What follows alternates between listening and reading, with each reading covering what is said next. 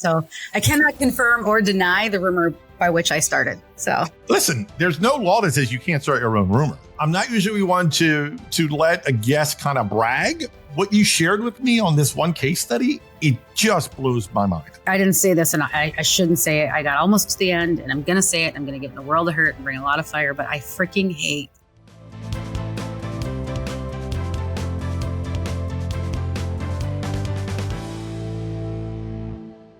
Our guest today is Katie Donovan, the founder and CEO of Camp Digital. Katie has been Google and Bing certified and a Google product expert in multiple product lines, with her highest ranking being in the Google My Business product line. She is a patent holder, business owner, and entrepreneur. Now, a little bit about her company, Camp Digital. They are a Google Premier Partner Agency. And check this out. There's only about 450 of those in the entire country. She's also, the company, is also a Bing Select partner and Amazon advertising partner. Her company and her has been on Inc.'s 5,000 fastest growing private companies 3 years running, and also 3 years in a row on Minnesota's Fast 50 ranking. Unbelievable. She's managed in her career, by the way, over $1 billion with a B in ad spend. And finally, and we're going to get to the bottom of this right off the bat, there is an unconfirmed rumor that she was once Angelina Jolie's body double.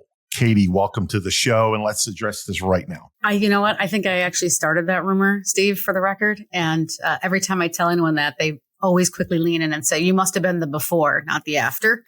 So I cannot confirm or deny the rumor by which I started. So listen, there's no law that says you can't start your own rumor. That's right.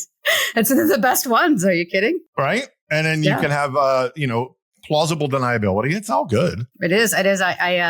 That's just one of many. I think I'll start in the next couple of weeks. So thank you for helping me with that. Yes. Sure.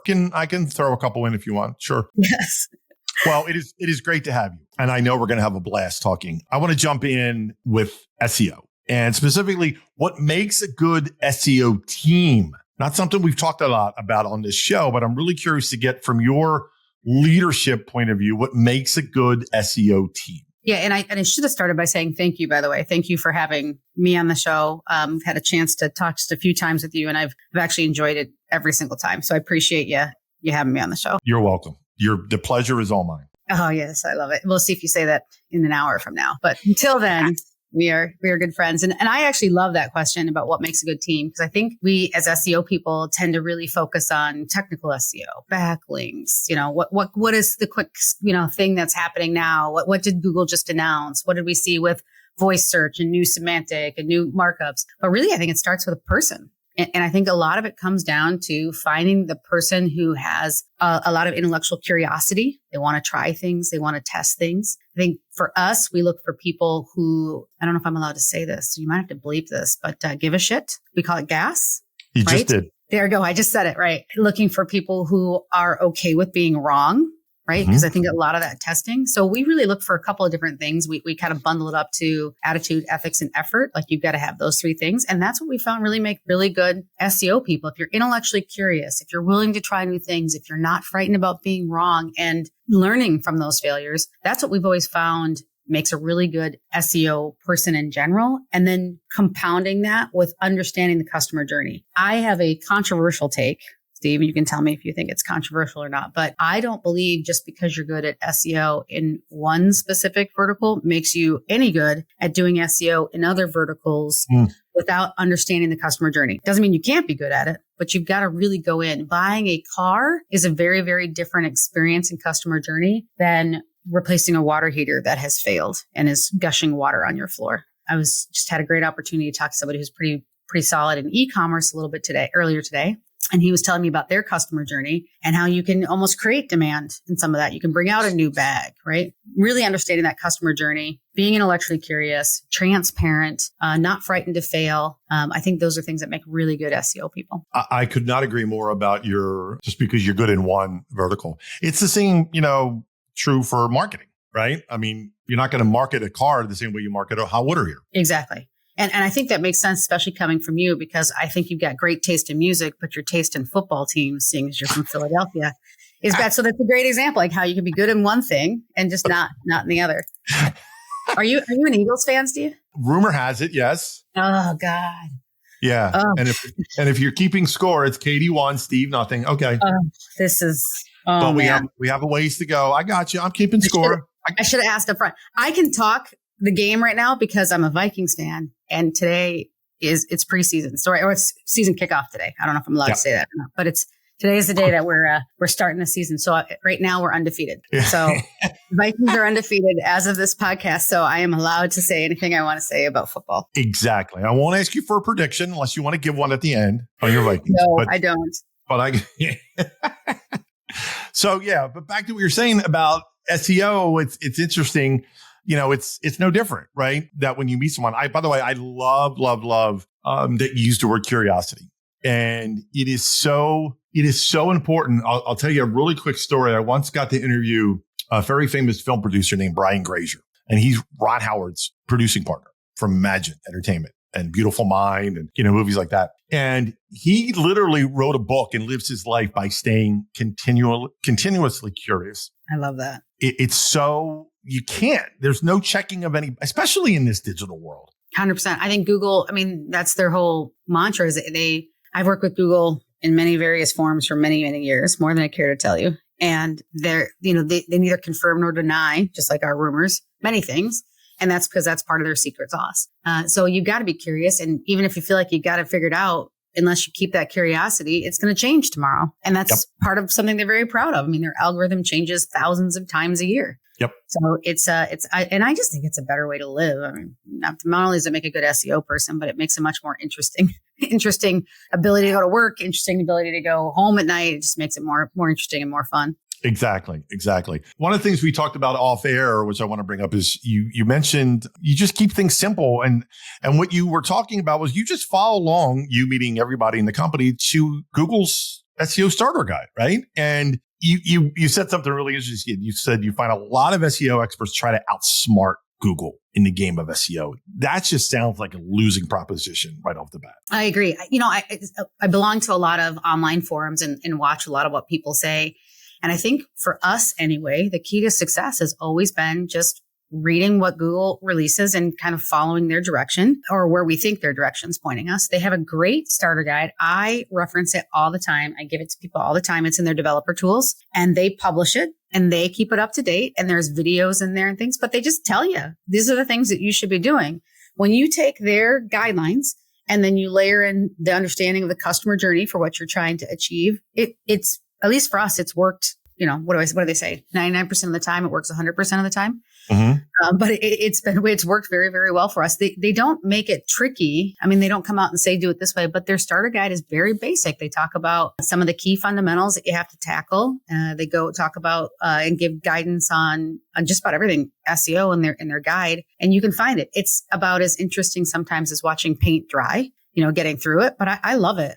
We read it all the time. We assign different sections of it. They're constantly updating it. There's great video series that goes with it as well. And we just make sure as a team, we're staying up on top of it. And I think it's a great place when everyone's like, where do I start? What classes should I sign up for? I'm like, before you sign up for any expert or guru, just go to Google. The developer's guide I was just looking at it right here, SEO guide for web developers. It's right there and it's got tons of great resources. It's the operative word you used when we talked was the game of SEO. Yeah. And I want to touch on that for a minute because I think it's still so, and that word can be a noun and a verb, right? You try to game the system, as we know, right? Whatever the system is. And in this case, it's SEO. And for as long as I can remember, even back to my journalistic days at Forbes, was people trying to quote unquote game the system of SEO. And again, that's just a losing proposition. But I'm gonna ask you to answer something you might not even be able to. But why? Why do people do this? Still try to do this? I think because we're all looking for our own little advantage, our own little way to make our mark, our own way to be loud and do something successful. And I think the challenge is, and I've seen this time and time again in my career, it may work for a short time. But when it catches up to you, it catches up to you. That was that core algorithm update that just occurred in March. And we watched it destroy a lot of websites. And it's because they were gaming it as opposed to, and maybe I'm old school, maybe I'm just an old lady, but I find that if you do what, it's the golden rule. He who has the gold makes the rules. And Google's got the gold, so they make the rules. So if you follow their rules, you do pretty successfully. When you try and outsmart them, it might work for a little bit. I've seen it work for a little bit, but boy, when it catches up to you, it can literally take you out at the knees. So for us, we're kind of a slow and steady wins the race kind of crew. Yeah. And it's just, I see these stories of these companies, like you said, who have short-term success, but then are literally dead. Like there's no coming back from. A number of years ago, I worked in automotive and we had a company that was going out and at the time it made sense. They were telling everyone to put the kiosks, little iPod kiosks in the dealerships and fill out the Google reviews. And they were getting hundreds of reviews really fast, whether the customer bought or not, didn't matter. They were there. They were getting them to fill this out. Well, then when Google started realizing that all of these reviews were coming from one IP, they wiped them out. And they did it in like one day. I remember it was like, we called it like Review Mageddon or something. We thought we were great branders at the time, but hundreds of reviews per dealership were getting wiped out because they were using this kiosk as opposed to what it was really designed for, which is like customers leaving you a review, tell you about the business, not with you standing over their shoulder or incentivizing them to do so. So again, I mean, I think to your point about why do people game? Well, I mean, one, it is a little fun sometimes to feel like you did better, but two, I think the short-term gains. But I've rarely in my career seen somebody who gamed it and in the long term came out on the better end. Yeah. And I know you're big on, and you kind of alluded to it, but without using this word, but that's fundamentals. Yeah. Oh, I love fundamentals. Yeah. Yep. We talk about it all the time. I mean, just it's the basic blocking and tackling.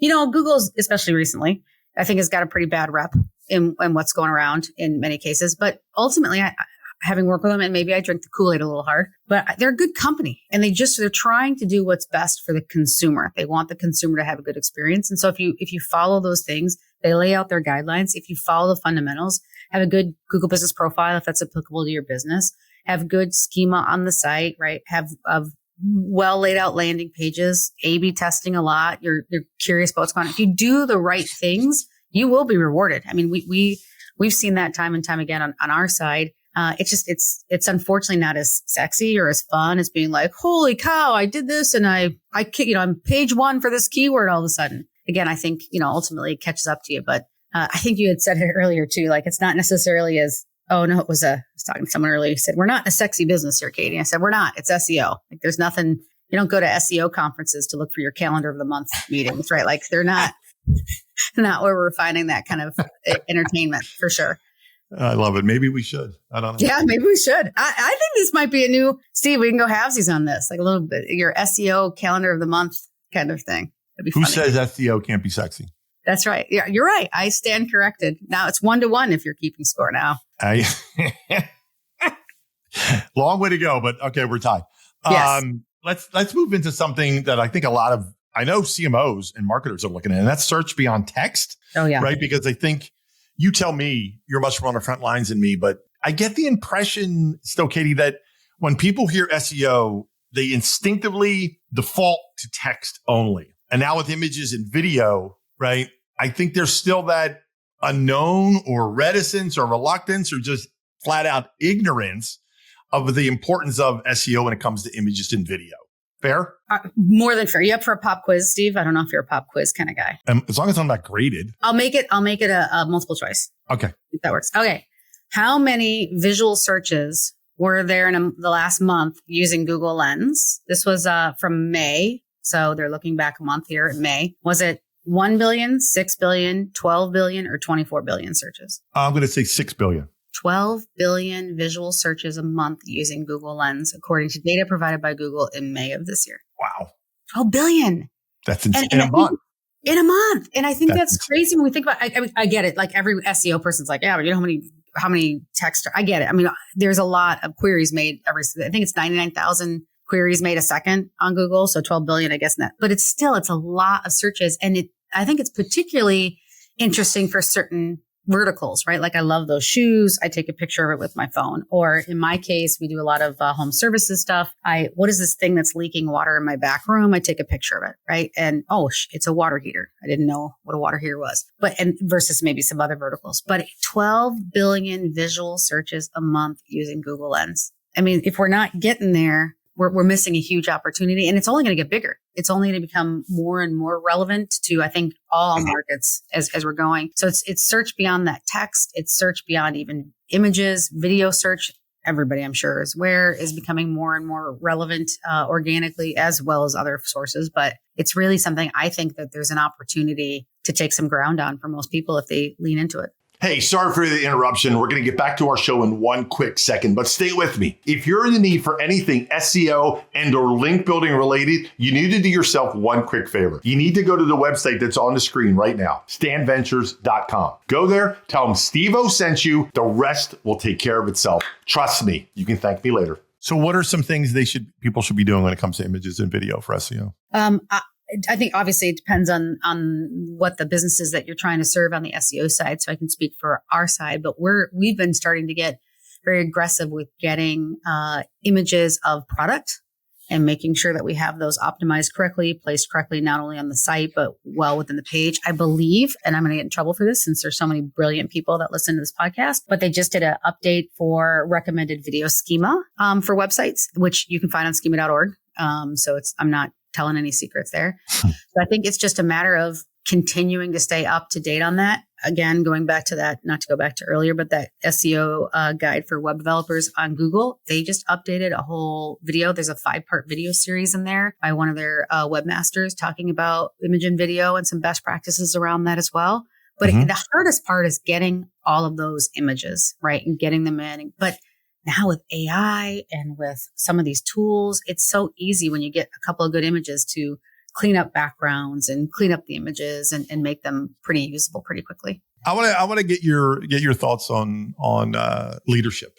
And I love talking about leadership with people. I've been in leadership roles and I talk to leaders and CMOs and other executives all the time, and leadership and culture and how you look from, what you've learned from the leaders you've worked for, and then how you apply it to your own company. What are some things you look for? What do you think makes for a good leader? Obviously I think every generation looks down at the generation behind them and, how did it get so different? But I do think we are in probably one of the fastest cultural shifts that I have looking up or looking down can see coming.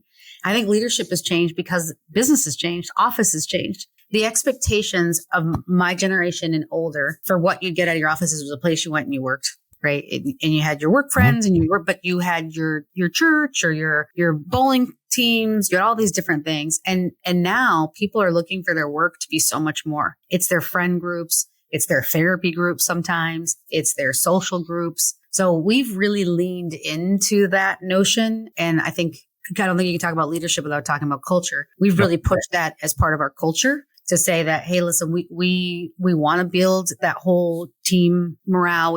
So we have a fantasy football team that we sponsor. We have a softball team. We have a volleyball team. We have a trivia team. We do all those things because we want that to fulfill that for our team members. And I think from leadership, we get a lot more out of them that way. We get a lot more. It's I'm probably rambling again here a little bit, but to me, it used to be, we always get so, because our employees aren't loyal anymore. Well, I think businesses aren't loyal to their employees either. It's a two-way street. I don't think you're going to be a leader without loyalty. I don't think you can be a leader without a good culture that people want to be part of and want to attend. But it's got to go both ways. We try to never email our employees after hours. The first thing we teach all of our managers is use that schedule send button. If you have an idea at 6:00 at night, that doesn't mean that they need to read it. And if you get an email from your boss, you tend to want to read it, right? Yep, of course. Send it at 8 a.m. Because then when we do need something at 6 p.m., hey, we have a website that went down. I shouldn't be saying that, but that happens, right? We have a 500 error on something. We have a client who forgot something and needs it updated by tomorrow. We're able to send the email at 6 p.m. and they read it because they know it's important. So to me, it's leadership as part of culture, as part of a two-way street. And one of the biggest things we do in our company, and this is going to sound weird, I think, to a lot of people, but a lot of people have the take of customers always right, or employees first, or company over everything. We always try and balance all three of those things. And I know we're doing a good job because we fail at it every single day. So we always try and balance customers' best interest, our employees' best interest, and the company's best interest. And because we fail every day, I feel like we're doing a decent job. I'm going to give you a point for that one because I absolutely love the fact that you openly acknowledge that you fail every day. Yeah, every day. And it just blows my mind. The best leaders are the ones who, you fail. That's going to happen. Yes. And acknowledge it. Okay. And then move on. I think it goes to your leadership question. Yep. I think the best leaders, the ones that I would follow to the ends of the earth, are the ones that have openly failed and pivoted in front of me and said, whoop, that didn't work. Let's try this instead, because you know you're not going to fall them off a cliff. Yep. And that they own up to that failure and don't throw other people under the bus. Right. Well, I didn't say I didn't throw people under the bus, but yes, I'm just kidding. I hope I'm kidding. So yeah, we'll have to pull that as a soundbite. Yeah. What's the best leadership piece of advice you've heard, Steve? Because you asked that question to a lot of people. So what would you put down as like the best one you've heard? It is going to be, Katie, the ultimate cliche. You want to guess? Well, I love, because you were the one who said to me, it's only cliche because it gets repeated so much. Correct. So no, I'm not going to guess. What is it? It's be yourself. Oh, really? Be authentic. Be yourself.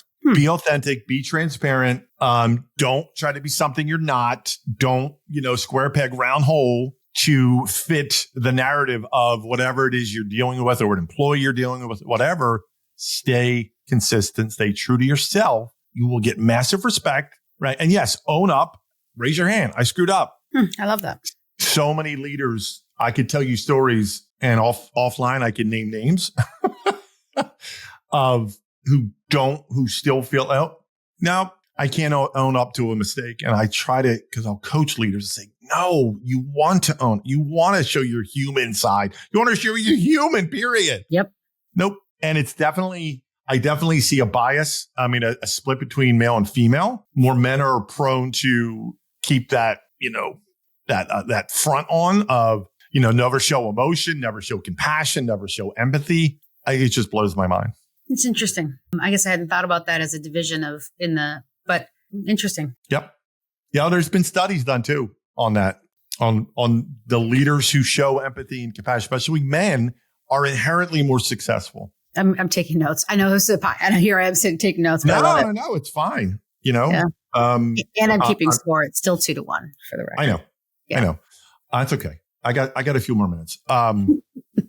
So I want to give you the floor here. I'm not usually one to let a guest kind of brag, but what you shared with me on this one case study, it just blows my mind. And I'll tell you why I shared it, because I feel like all of us SEO folks love nothing more than to give pointers and talk about how good we are with SEO and how much we know on SEO. But I feel like sometimes putting your money where your mouth is and saying, look, like we did it. And this one was really just the case study I shared with you was in response to just focusing on those fundamentals, right? Like we just literally took, and I think a lot of people listening are like, yeah, right. I've got my way of doing it. Why would I take time to read the 67 pages that's in that Google SEO web developer guide, right? All that stuff. But when we did it and we applied it to this account, the results were amazing. And again, I could have just put them in paper, who knows too, right? But for us, this was a home services business. Their impressions more than tripled, actually, in the time frame of a quarter over a quarter by just going back and saying, hey, let's clean slate this. Let's go back and just refresh, start with the fundamentals, Vince Lombardi, right? Kind of mentality. Their clicks just about tripled. So their impressions more than tripled. Their clicks just about tripled. Their click-through rate did decrease a little bit, but that was probably from the increase in traffic. But what was more important for us, it's about conversions. You can talk to me about any fancy SEO KPI you want to talk to me about. But for my businesses that we support, it's about the almighty conversion. Yep. And for us, a conversion is a phone call, form fill, or chat, right? So a real conversion to the business. And for us, our organic conversions with the SEO, just focusing on those fundamentals. I'll just stick to an easy one, phone calls. Unique phone calls over 30 seconds went up significantly with the quarter before we started, 3,700. The quarter after we started, 5,061. So a huge dramatic increase. So impressions went way up, clicks went up, everything went up. But most importantly, those organic, real conversions, phone calls over 30 seconds unique went up so significantly. And that wasn't from gaming anything or doing anything crazy. It was just by going back and reapplying all those fundamentals on the account. That's, I think, the biggest lesson, right? Just keep it simple. Yep. Apply the fundamentals. Look at the SEO starter guide. Do what Google tells you to do. Yes. Yep. Right. Which we both know there are people, lots of people, as we know, who, I don't know, call them rebellious at nature. I don't know, whatever by nature, or just want to be, anti-establishment, whatever. Okay. Yeah. And we are able to rinse, lather, repeat those results. I was actually just when I didn't have my microphone on and didn't hear you at the beginning here, I was just looking at one of our accounts, and same thing. I just did first half of the year versus the first half of last year, just takes care of any seasonality. And our phone calls are up 24%, 24.15%. Our submission forms are up 137%. and this is an account we took over. It's just going back and saying, hey, what are we doing for these basic things down to breadcrumbs even? I mean, I think people don't break those fundamentals down to the very fundamental. We take for granted that we do some of these things, and going back and just making sure all those, it's the same thing. I always talk about SEO is like pilots. You ever get on a plane and you're one of the first ones on and the pilot's getting off the plane and they always walk around no matter how long they've been flying their little checklist, and they walk around the whole plane and they look, even though they know it was already looked at by a mechanic, it was already looked at by an engineer, it was already looked at by the last pilot that was just on the plane. They still walk around and look at every little thing and check everything off their checklist. And I talk about that with SEO all the time. It's just like being a pilot on a plane. You have to go around that little checklist and check everything off. I don't know if you ever noticed that before, but pilots walk around the plane before they fly, rain, snow, or shine. Oh, I have noticed it. I just never made the connect the dots between SEO. I love that. Is that right? A point? It's a really good analogy. Not that I'm competitive at all or anything, Steve, but if you give me a point for that, it's 3-1. No, and I expect you to post on LinkedIn. I beat Steve Olenski 3-1. Yeah. So I get the point. I'm marking it down. I'm going to post. Yeah. Yeah, I want to see that tag within 15 minutes of us ending this call. 15 minutes, it might be happening right now. You can't see my hand. You're going to get it in real time. Okay, I know we're coming up against it, but I have to ask this final question, and I want you to put on, yes, you're forecasting, you're soothsayer, you're looking to the future. Where's SEO going to be 3, 5, 7 years? I love that question because I hate when I hear people say SEO is dead, SEO is going away. It's not. Good SEO helps everything. It helps the customer journey. It helps your conversion rate optimization. It helps your paid search. It helps every component of digital marketing when you have good SEO. So if I had to put my soothsayer hat on, you don't need to. Just go back and listen to Google Marketing Live from this last spring. They're pretty transparent about where they say it's going. But they're talking about the complexity of search and how more and more consumers are doing five-word searches or greater. They talk about search beyond text. I think Google has been yelling that for 3 years. At some point, we're all going to wake up and listen. It's video, it's images, it's that changing journey. And then making sure you stay on top of a good quality consumer experience. Because as Google gets smarter about what's happening on the pages. We saw that with the big change of engagement rates, right? And how Google's monitoring engagement rates on the sites. As Google gets smarter about those things, it's only going to become more and more important for us to maintain good customer experience, good customer journeys, along with everything else that we're doing on the SEO technical and content side. It's interesting. Yeah. So the fundamentals will never go away, of course. I don't want to say idiosyncrasies because that's too granular, but the updates, right? You just got to keep up to date with the updates. Well, and deliver good experience. I mean, ultimately, I didn't say this and I shouldn't say it. I got almost to the end and I'm going to say it. I'm going to get in a world of hurt and bring a lot of fire, but I freaking hate the page speed insight tool that Google launched because everyone looks at page speed insights and they're like, oh, this is it. This is the thing. If I fail page speed insights at my site, Apple.com fails page speed insights. Google Maps fails page speed insights because it's not one thing. Ultimately, what they're looking for is, do you provide a good customer engagement, a good customer experience? I mean, ultimately, it's that simple. And what makes something simple a lot of times is complex. But I think really focusing on the overall customer experience, then all the little levers you control. I'm not trying to say page speed doesn't matter, so people don't have to come for me. But it's not the one thing. It's ultimately the customer experience and the customer engagement and how well you serve the customers, because that's what Google wants to see. 1,000%. Wow. I told you this was going to fly by. I knew this was going to be a great conversation, and it has. If you're calling it, this is 3-1. This is what gets posted. If I was going to say, what's the current tally? And since we're coming up against it, I will accept my defeat very graciously. I will look for the LinkedIn tagging and posting. Go ahead and gloat. It's going to. I mean, it's. You're taking it very graciously. I do appreciate that, but I will not return that favor in my gloating for the record. Well, listen, Katie, thank you so much again. I'm going to go out on a limb here and say I want to do a part 2. Oh, I appreciate that. I'd love it. But we have to do a little bit further into football season so I can possibly gloat even more. Deal. I know. I won't. Well, thank you again. Yeah. Thank you, Steve, very, very much. I appreciate you very much. Thank you. Hey, I'm the guy from the video you just saw. Thanks for watching. I really appreciate it. Now do yourself a favor. If you haven't already, subscribe to our content. Believe it or not, unconfirmed rumors and reports, you will see an increase in 20% in organic traffic just by subscribing. Okay, maybe not, but it's fun, right? But do yourself a favor, really. Subscribe to our content. You won't be sorry. Thanks.